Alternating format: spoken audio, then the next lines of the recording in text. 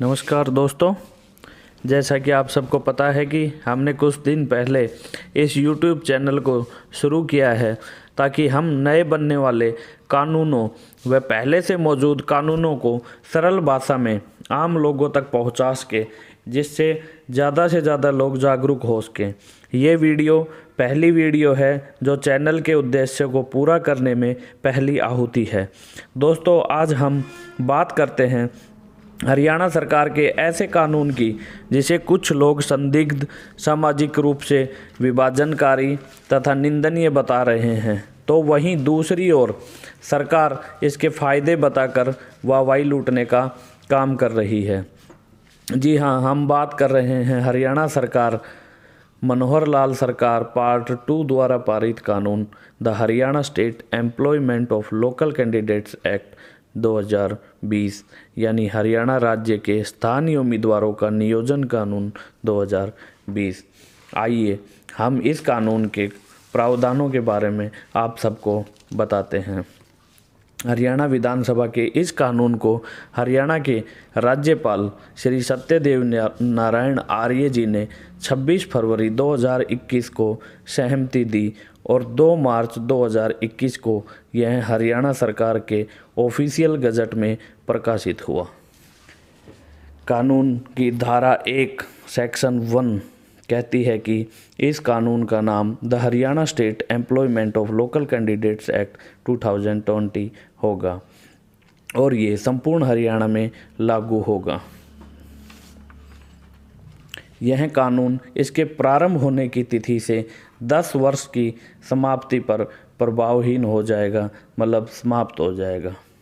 यह कानून सभी कंपनियों, सोसाइटी, ट्रस्ट, पार्टनरशिप फर्म्स और 10 या 10 से अधिक व्यक्तियों को काम देने वाले व्यक्ति या संस्था जो सरकार द्वारा समय समय पर नोटिफाई किए जाएंगे, उन सभी पर लागू होगा। इसके पश्चात एक्ट की सेक्शन 3 धारा 3 जो कि कहती है कि कानून के प्रारंभ से ही एम्प्लॉयर यानी कि जो कंपनीज, सोसाइटियाँ, ट्रस्ट, पार्टनरशिप फर्म्स हैं, उनको 50,000 से कम वेतन सैलरी पाने वाले कर्मचारियों को पोर्टल पर पंजीकृत करना होगा। यानी कि हरियाणा सरकार द्वारा बनाए गए पोर्टल पर इन सभी कंपनियों को और सोसाइटीज़ को 3 महीने के अंदर इन सोसाइटीज़ और कंपनी में काम करने वाले जो कि 50,000 से कम वेतन पा रहे हैं लोगों को उस पोर्टल पर पंजीकृत करना होगा। परंतु कोई भी एम्प्लॉयर द्वारा कोई भी व्यक्ति जब तक नियोजित या लगाया नहीं जाएगा, जब तक वे व्यक्ति खुद को पोर्टल पर पंजीकृत ना कर लें।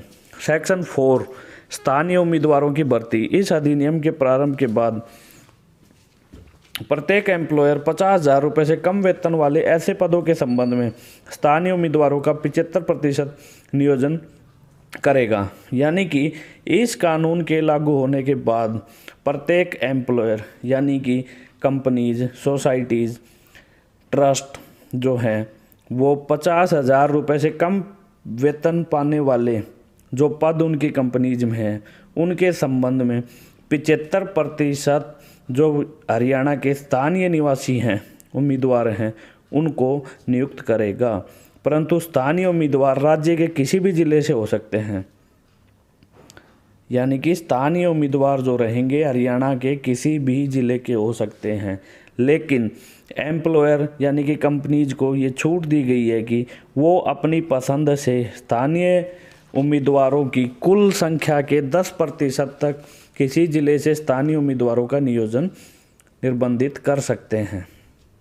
सेक्शन 5 धारा 5 कहती है कि एम्प्लॉयर सेक्शन 4 की अपेक्षा से छूट का दावा कर सकता है। यानी कि सेक्शन 4 में जो बातें कही गई हैं कि 75% नियोजन वो स्थानीय उम्मीदवारों का हरियाणा से उस कंपनी को करना पड़ेगा, तो इससे उसको छूट कब मिल सकती है। तो इसका प्रावधान सेक्शन 5 में दिया गया है कि वो छूट का दावा कर सकता है। मतलब यह है कि कंपनी अगर 75% नियोजन नहीं कर सकती तो वह एग्जम्पशन के लिए अप्लाई कर सकती है। लेकिन कब कर सकती है? जब कंपनी को यह लगे कि यहाँ स्किल योग्यता व निपुणता के लोकल उम्मीदवारों की पर्याप्त संख्या उपलब्ध नहीं है।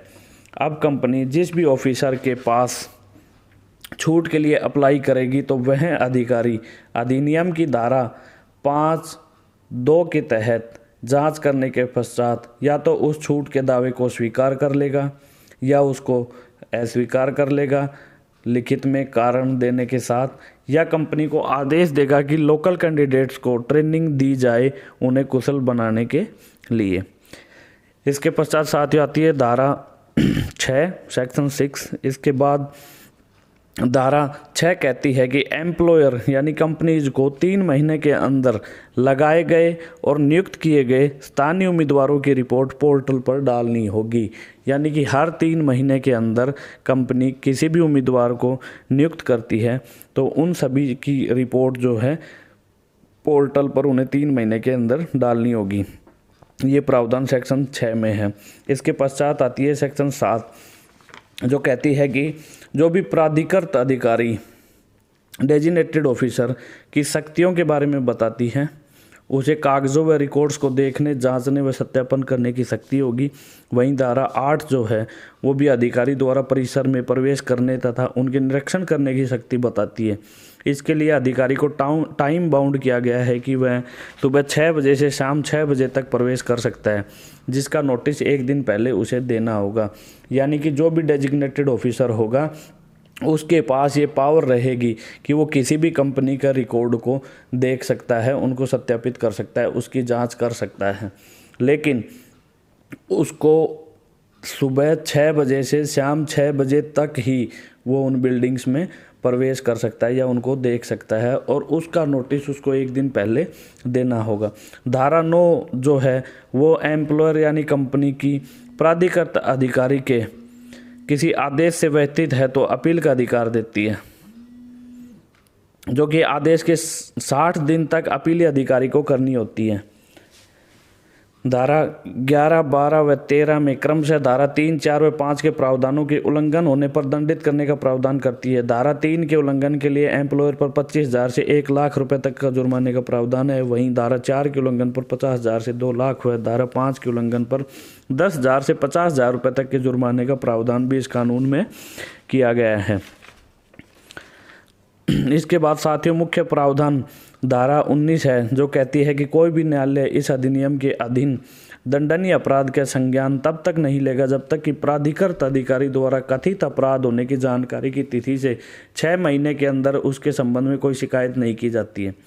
धारा 19 ही कहती है कि मेट्रोपॉलिटन मजिस्ट्रेट या जुडिशियल मजिस्ट्रेट फर्स्ट क्लास से निम्न कोई भी न्यायालय इस कानून के अधीन दंडनीय किसी अपराध की ट्रायल नहीं कर सकेगा। तो साथियों ये तो इस कानून के मुख्य प्रावधान थे।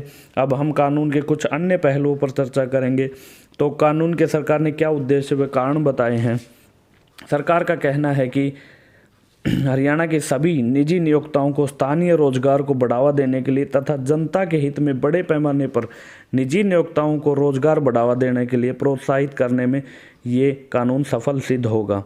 वहीं योग्य व उपयुक्त उम्मीदवार उपलब्ध नहीं हैं, वहां स्थानीय उम्मीदवारों को प्रशिक्षण व अन्य कौशल प्रदान करना इस कानून का मुख्य उद्देश्य रहेगा। तो साथियों आज की वीडियो में इतना ही। आप भी अपने सुझाव ज़रूर दीजिएगा और आगे आने वाली वीडियोज़ को देखने के लिए चैनल को सब्सक्राइब करना ना भूलें।